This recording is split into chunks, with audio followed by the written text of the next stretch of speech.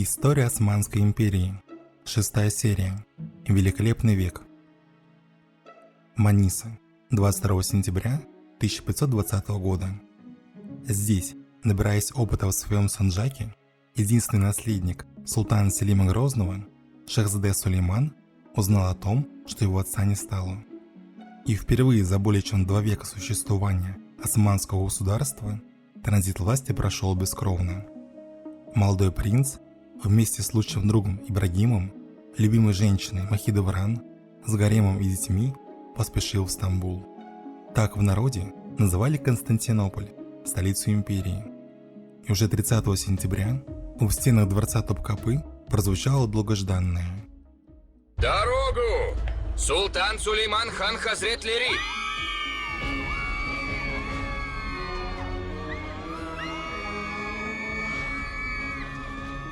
В Европе вздохнули с облегчением, лелея надежду, что новый султан будет менее кровожаден, нежели его отец.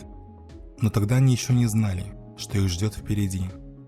Сулейману досталась Великая империя, простиравшаяся на 3 континента. Как и его отец, Сулейман стал халифом всех мусульман. Однако не все было так безупречно.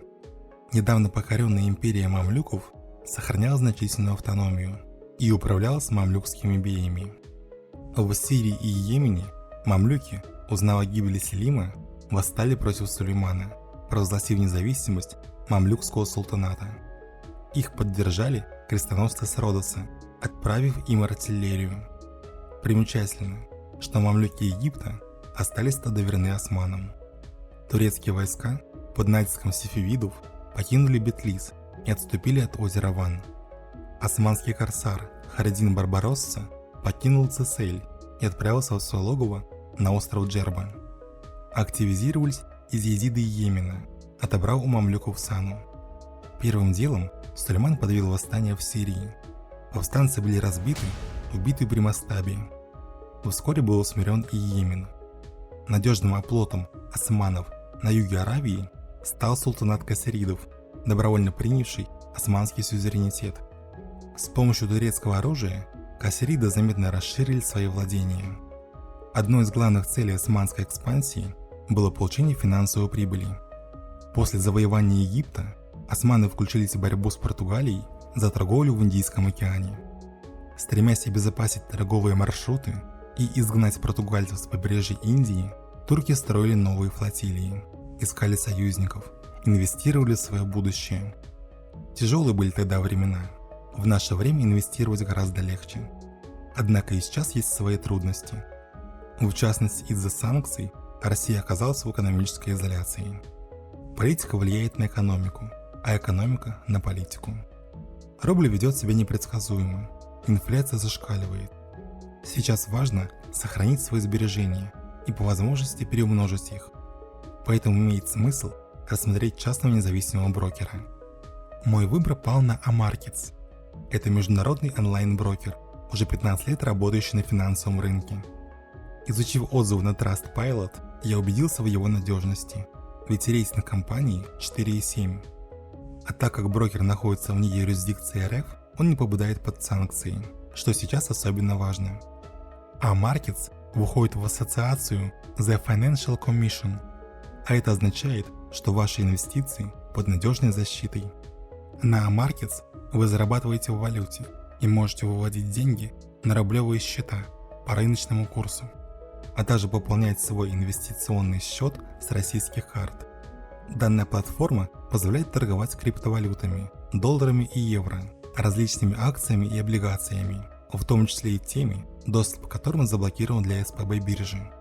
Зарегистрировавшись сейчас, вы можете открыть демо-счет на $10 000 и торговать виртуальными деньгами, а после чего вывести всю прибыль с демо-счета на настоящий. Кроме того, при открытии счета ваш стартовый капитал удваивается. Срок действия акции ограничен. Ссылка на брокера в описании к видео. Удачных вам инвестиций, друзья! Обретя власть, 26-летний Сулейман обрел и новую любовь. Крымский хан Мехмед Гирей предложил Сулейману молоденькую рабыню, которую он раздобыл во время набега на Русь. 15-летняя, зеленоглазая и рыжевласая Настюшка сразу приглянулась султану, и уже на следующий год она подарила ему еще одного наследника. В гареме Настю назвали Хюррем, что означает «озорная», а в Европе она стала известна как Роксолана. Наведя порядок в стране, Сулейман стал готовиться к своему первому походу. Его целью стала Венгрия, которой он предложил стать данником. Но молодой венгерский король Лаиш II по неопытности казнил турецких послов, принесших сие предложение, что стало казусом белли для объявления войны. Летом 1521 года Сулейман вторгается в Венгрию и осаждает Белград, важнейшую крепость на Дунае, которую не смог покорить его прадед Мехмед Завоеватель. Спустя 2 месяца осады сия твердыня была захвачена, после чего турки закрепились на левом берегу Савы. В это же время состоялся крупнейший крымско-татарский набег на Русь, более известный как Крымский смерч. Вопреки воле Сулеймана, хан Мехмед Гирей в союзе с Ногайской Ордой и Казанским ханством отправился в поход на Москву. Его войско также включало отряд литовских казаков Евстафия Дашкевича, одного из основателей Запорожской сечи. Пройдя по Муравскому шляху и обойдя Тулу, татары разгромили русских в битве на Оке, а после принялись разорять Коломну. Здесь к ним присоединились войска казанского хана Сахиб-Гирея, которому удалось прорваться через восточные границы Руси, разорив Нижний Новгород и Владимир. Так Казань освободилась из-под русского протектората, после чего объединенная татарская орда пошла на Москву. Василий III в панике бежал в Волоколамск, а татары безнаказанно грабили и разоряли его владения. Чтобы прекратить это безумие, князь Василий признался данником крымского хана, выдав ему соответствующую грамоту. Лишь после этого татары отступили. На обратном пути Мехмед Гирей задержался в Рязани, где местный воевода обманом забрал княжескую грамоту. Хан уже собирался штурмовать город, дабы вернуть ее. Однако в этот момент пришли известия, что его земли атаковало Астраханское ханство, нанеся ему удар в спину. И хан поспешил домой, а грамота так и осталась в Рязани. Ущерб от всего похода был колоссальным. Татары угнали в плен до 300 тысяч русских, которыми наводнили невольничьи рынки. Из-за такого обилия товара цена на него упала, и русских рабов пришлось отдавать практически за даром. С тех пор крымские походы на Русь различной степени интенсивности проводились практически ежегодно. А тем временем Барбаросса вернулся с Эль и начал повторное завоевание Алжира. Действуя от имени османского султана, он привлек в свои ряды значительное число добровольцев, и многие города сдавались без боя. В 1522 году Сулейман начал свой второй поход. В этот раз он напал на Госпитальеру с Родоса. Крестоносцы, словно ком в горле, преграждали морской путь в Египет, занимаясь пиратством в османских водах. Султан направил флот на блокаду Родоса с моря, а сам по суше во главе 100-тысячной армии достиг Родосского пролива, переправился на остров и усадил цитадель крестоносцев. Спустя полгода осады, потеряв половину армии, Сулейман вынудил рыцарей капитулировать, и госпитальеры почетно покинули остров, отправившись скитаться по Европе. Император Габсбургской империи Карл V даровал им Мальту и Триполи, где они обосновались спустя 8 лет. В это же время турки приступили к интеграции Египта, чем вызвали недовольство местных мамлюков. Барбаросса продолжал экспансию в Алжире, заметно расширив свои владения. А на севере турки прогрызали Вегвар, систему венгерских крепостей от Далмации до Валахии. А сама Валахия с приходом к власти Радо Фумати восстала против владычества османов и заключила союз с Венгрией. На следующий год крымский хан нанес удар возмездия по Астраханскому ханству и захватил его столицу Хаджи-Тархан. Астраханский хан Хусейн бежал к нагайцам, а его земли были аннексированы. Мехмеду почти удалось возродить Золотую Орду. Однако его триумф был недолгим. Проявив беспечность, он распустил войска и с небольшим отрядом остался в Хаджи-Тархане. А нагайцы, которые были его союзниками, опасаясь усиления Крыма, предали Мехмеда и обманным путем убили. Астраханское ханство было восстановлено, а нагайцы разорили крымские земли вплоть до Перекопа. В этом же году Сулейман вопреки османским порядкам, грубо говоря, по блату, назначил своего лучшего друга Ибрагима великим визирем, а Ахмеда Пашу, которому полагалась сия должность, направил в далекий Египет, где уже начинали вспыхивать мятежи после ликвидации автономии мамлюков. Ахмед Паша, затаив обиду, подчинился воле султана. Но по прибытии в Каир он поднял восстание, провозгласил себя султаном и объявил о независимости мамлюкского султаната, за что был прозван хаином, то есть предателем. Его восстание не обрело народной поддержки, и вскоре он был убит своими же соратниками. Дабы усмирить Египет и установить в нем османские законы, Сулейман направил туда Ибрагима Пашу, недавно сыгравшего пышную свадьбу с Хатидже Султан, младшей сестрой Сулеймана. Благодаря Ибрагиму в Египте воцарился мир и порядок на долгие века, а далеко на севере московский князь Василий III, оправившись после Крымского смерча, начал походы на Казань, стремясь вновь подчинить ее. В этих условиях хан Сахиб-Гирей объявился османским вассалом и отправился в Стамбул за поддержкой, а в Казани посадил на трон своего 13-летнего сына Сафа-Гирея. А в самом Стамбуле в 1525 году из-за отсутствия военных походов вспыхнул янычарский бунт. Но Сулейман казнил их лидера, успокоил солдат с помощью акче и пообещал новую экспедицию. Его целью снова стали венгры, которые в ожидании османского вторжения могли рассчитывать только на собственные силы. Валахия, союзник Венгрии, была вновь подчинена османам.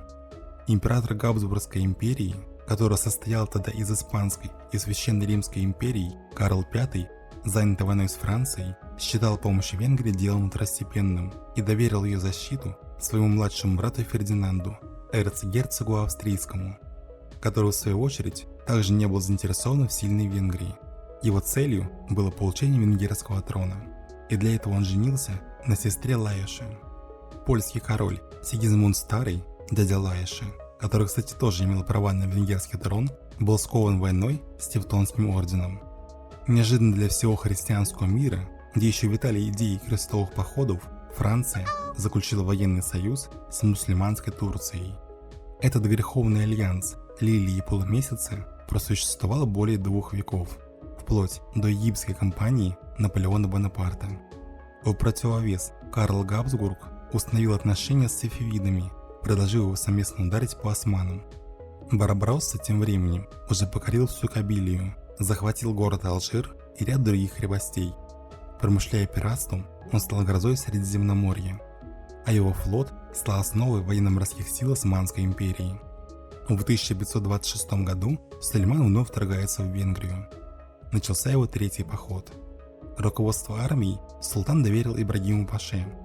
Лаиш стал готовиться к обороне, собирая войска. Под его знамена восстали 25 тысяч воинов. У Ибрагима было примерно в 2 раза больше. Однако на подмогу Лаишу спешили воеводы Трансильвании Янош Запалии и хорватские рыцари. Эти силы могли бы обеспечить королю численный паритет. Однако Лаиш так и не дождался подкреплений и 29 августа сошелся с турками в битве при Мохаче, в которой Ибрагим принес Сулейману блестящую победу. Лаиш пал в бою, а османы продолжили свой марш по Венгрии и без боя заняли ее столицу Буду. В это время в Анатолии разгорелось очередное восстание Джалали, и Сулейману пришлось возвращаться. А в Венгрии после гибели короля образовался вакуум власти. Чешско-венгерская уния распалась. Венгерский сейм в ноябре этого же года избрал новым королем Яноша Запалии, виновников поражения Лаиша, а сейм Богемии передал ее корону австрийскому эрцгерцогу Фердинанду. Таким образом, благодаря Сулейману Австрия заполучила всю Чехию и Силезию. Немного позднее в Венгрии прошел 2-й сейм, который избрал Фердинанда еще и венгерским королем, с чем явно был не согласен Янош, и в Венгрии началась гражданская война. В июле 1527 года Фердинанд вторгается в Венгрию, намереваясь отобрать трон у Яноша. Верхняя Венгрия и Хорватия сразу перешли на его сторону. С их поддержкой Фердинанд вскоре занял Буду. Король Янош, отступая, был разгромлен в битве у Тарцеля, после чего бежал за Тису. От безысходности Запалий обратился к Сулейману за помощью. Султан согласился взять ее под свою защиту взамен на вассальную клятву. В это время шах Тахмасп, союзник Габсбургов, спровоцировал в Турции еще одно джалалийское восстание. Повстанцы Календера Челеби захватили всю Восточную Анатолию. На подавление мятежа отправился сам Ибрагим Паша. Ему удалось подкупить часть восставших и разгромить армию Календеры. За военные заслуги султан пожаловал великому визирю должность сираспера османской армии, по-нашему фельдмаршала. Король Польши также планировал вмешаться в ситуацию с Венгрией, но Ибрагим Паша остановил его, организовал масштабный набег крымских татар на Польскую Русь. 40-тысячная орда опустошила Галицию, Подолию, Волынь, дойдя до Турова и вернувшись за большой добычей. Поляки стали поддерживать Заполярье, который, собравшись с силами, в 1528 году попытался контратаковать, но в битве при Сини был наголо разгромлен и бежал в Польшу, после чего Трансильвания перешла под власть Фердинанда. Османы выручили своего вассала. С помощью турецкой армии Яныч вернулся в Трансильванию и прогнал немцев за Тису, а король Франции предоставил вассалу султана военные субсидии и заключил с ним союз. Османы, пользуясь случаем, развернули наступление в Боснии, покорили крепость Яйца, вторглись в хорватские земли, захватили всю Лику и вышли к заливу Кварнер, чем рассекли Хорватию надвое. Не забывали турки и о других направлениях. Пират Барбаросса завершил завоевание Алжира. Все побережье от Туниса до Тлемсина, кроме испанских форпостов, было под его контролем. А напав на султанат Фундж, османы покорили побережье Судана, включая важный порт Суакин, достигнув границ Медребахри.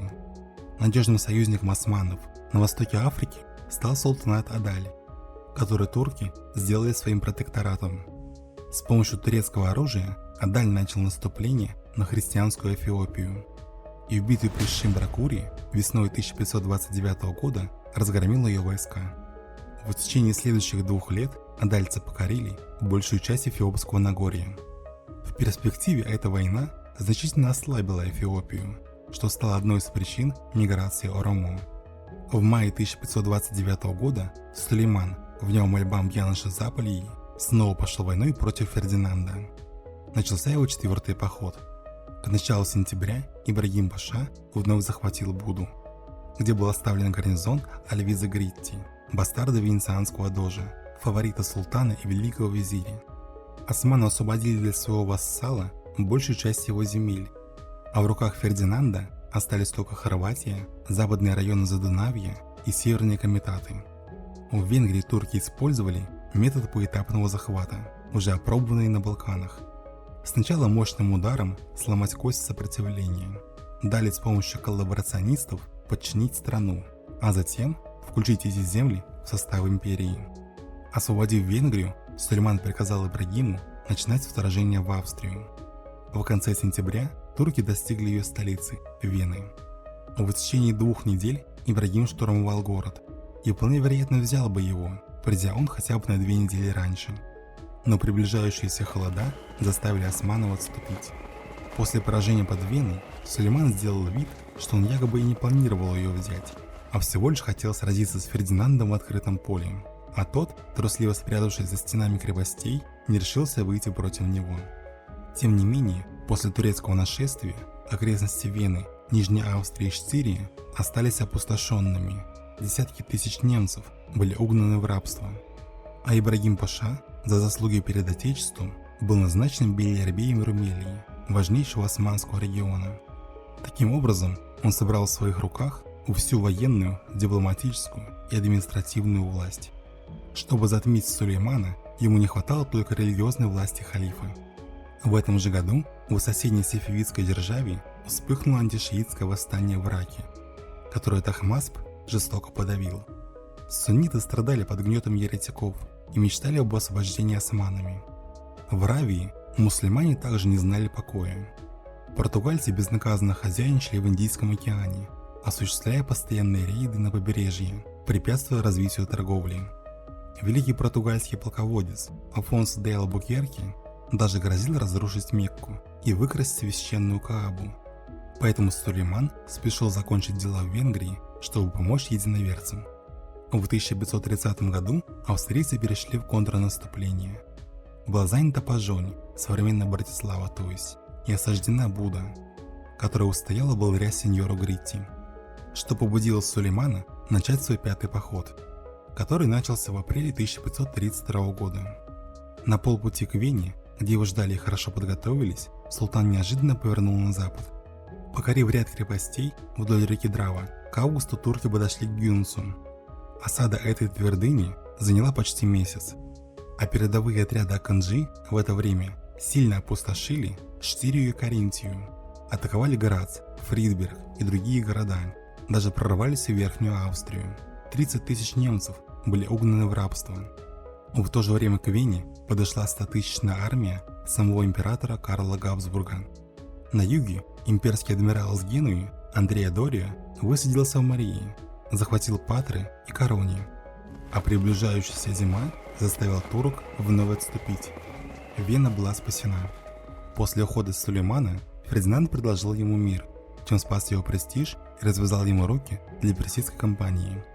Заключенное в 1533 году Константинопольское перемирие стало вершиной дипломатического искусства Ибрагима Паши.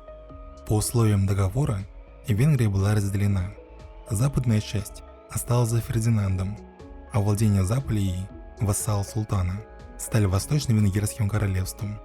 Австрийцы обязались платить ежегодную дань. Кроме того, Ибрагим настоял, чтобы в договоре король Фердинанд по титулу признавался равным великому визирю. Обезопасив Венгрию, Сулейман стал готовиться к войне с Персией.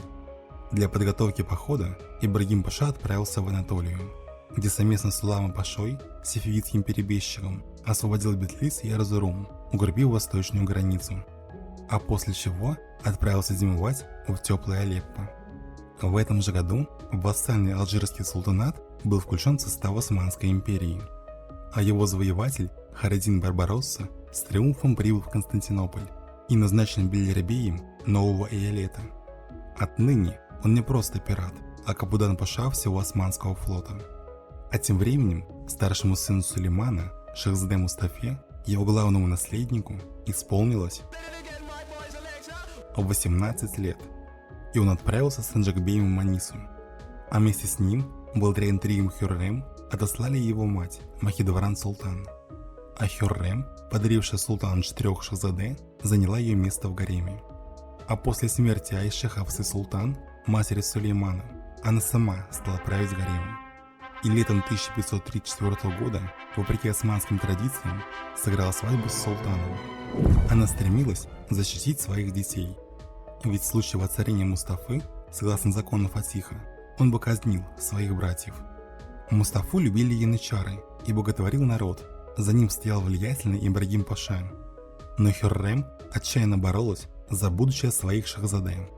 После свадьбы Сулейман отправился вслед за Ибрагимом в свой 6-й поход. К этому времени великий визирь уже был в Диярбакыре и планировал идти на Багдад. Но Искандер Челеби, османский казначей, убедил его отправиться на восток. По пути Ибрагим Паша вместо бессмысленной погони за Тахмаспом завоевывал окрестные замки, пытаясь надежно закрепиться в Азербайджане. А к середине июля он захватил столицу Персии, Тебриз. Здесь Ибрагим Султан из-за Искандера Челеби остался ждать Сулеймана, который жутко рассердился, что армия бездействовала. Султан приказал идти на Хамадан, но Тахмасп побежал, и турки не смогли навязать ему бой. Осознав бесперспективность погони, Сулейман повернул на Багдад. С большим трудом, пройдя горы Загроса, турки вторглись в Месопотамию, где их встречали как освободителей. Междуречье Тигра и Евфрата было аннексировано. Пока султан зимовал в Багдаде, Барбаросса захватил Тунис, но император Карл V начал против него крестовый поход, чем вынудил его отступить.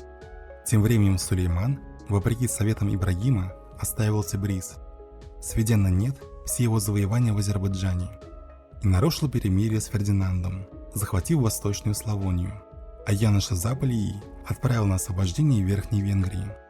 После персидской кампании Сулейман стал бояться Ибрагима, а Хюррем Султан внушила ему, что тот может свергнуть его.